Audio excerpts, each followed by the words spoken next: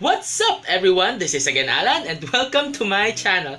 As promised last week, we will be comparing and reviewing the three Winsor and Newton lines, and they are the professional, the Cotman, and the China version. But before that, I'd like to announce that we are about to reach 1,000 subscribers, and as of today, June 29, we have already 987 subscribers, and I am very thankful from the bottom of my heart to each one of you who's been supporting me ever since. And of course, to thank you guys for your support, I am actually again thinking of another giveaway, but the thing is, I have not come up yet with any idea on how to choose a winner. So I am again asking everyone for comments or suggestions, whether it be through a game, through a competition that we can have for our giveaway. So it's your chance, please comment it down. I'm asking for your suggestions. And back to our watercolor review, we are gonna use the template that we had when we compared the Sakura Koi sketchbox, the Mary's half pans, Superior half pans, wherein we listed down their prices, the similar colors, the primary colors, if they're able to create a versatile palette, and if those primary colors can create a nearly black or a wonderful gray outcome, and sample painting for each of the three. So again, another commercial. I'd just like to share that last week I met someone in Facebook who sells vintage Winsor & Newton professional tubes, and I feel so fortunate that I was able to catch some pigments that are already rare or discontinued, and some of them are the quinacridone gold, which uses PO49, the genuine gamboge, and this one, the the rose madder genuine.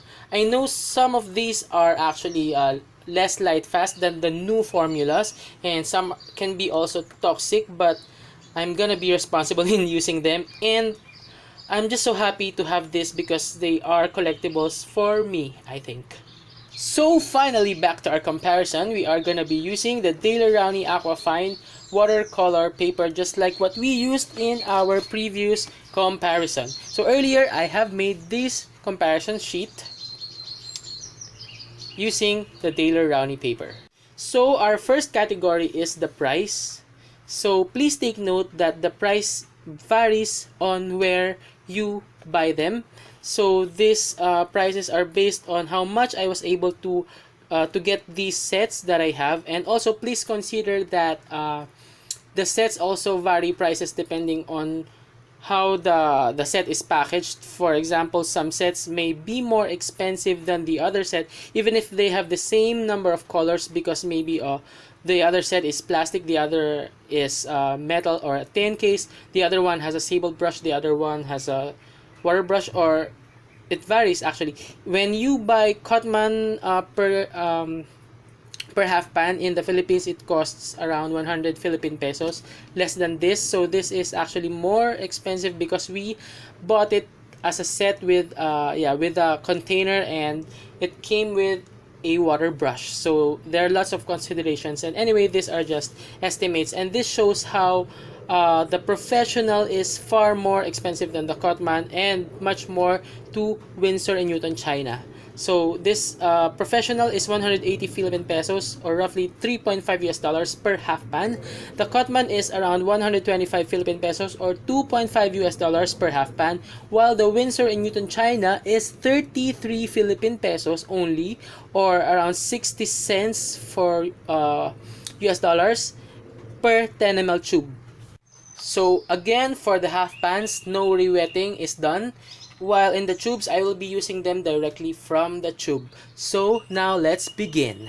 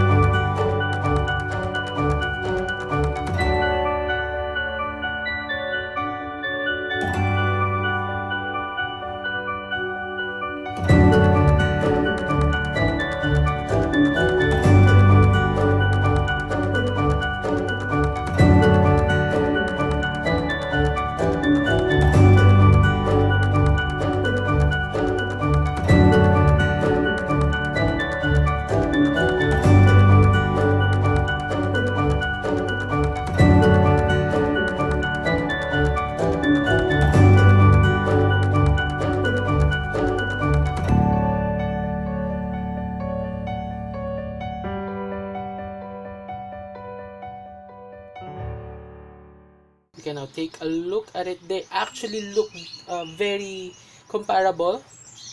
So for our next category, which is the CMYK, which means cyan, magenta, and yellow, we are choosing the coolest of the primaries of the sets.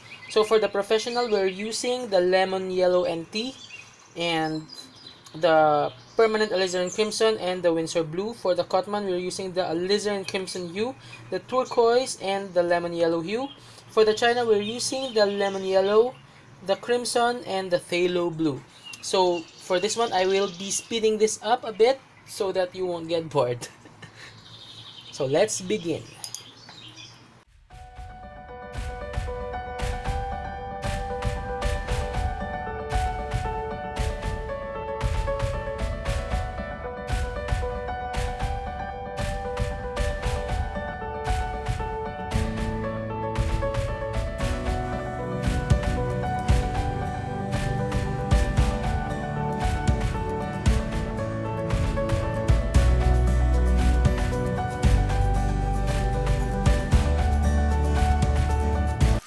So this is our CMY experiment among the three. Yeah, it's really the professional that stands out because you can see how rich the colors and the combinations turned out as compared to the other two.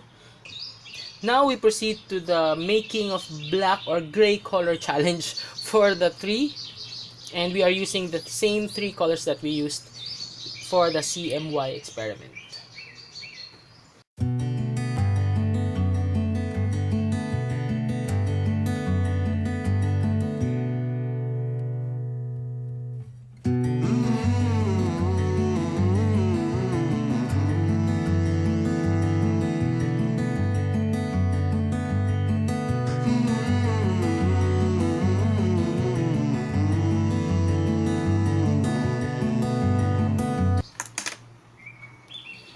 So for our gray or black challenge, I think everyone delivered well, except a bit for the China version, which is I think the least pigmented, despite the fact that, as you've seen, I've already dotted ample amount of paints. But of course my hands are actually not perfect to achieve the same formulation, but somehow you can see that the both can really make deep grays or almost black colors. So for the last category of our comparison, I sketched apples for our sample painting, just like what we did in our previous comparison. For this, I'm going to be using again the primary colors, but this time it's not limited to the cools. I'm going to be using all the 6 shades of the primaries.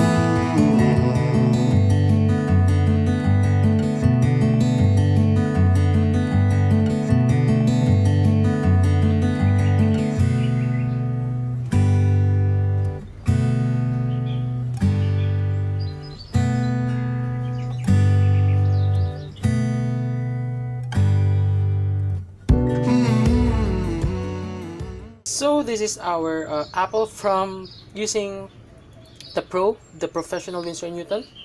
Now we go to the Cotman.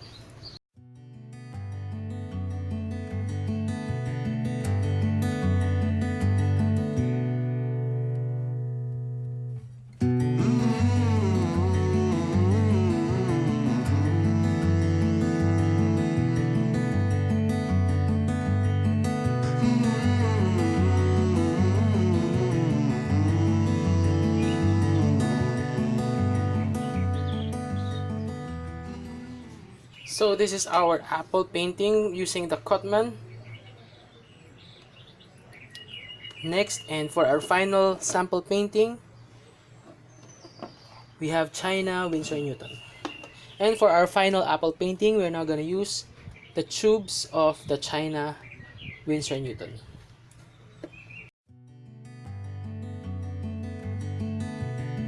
Oh, sorry, I forgot the shadow for the Cotman. But yeah, I'm using the Cotman. Don't worry.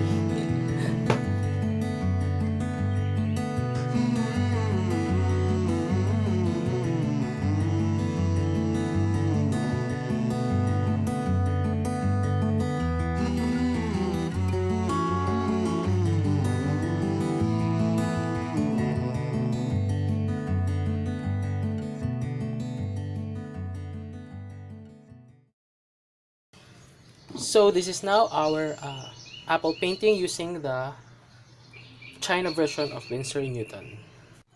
For our sample paintings, the three apples actually look as if they are painted using just one line of paint or one brand.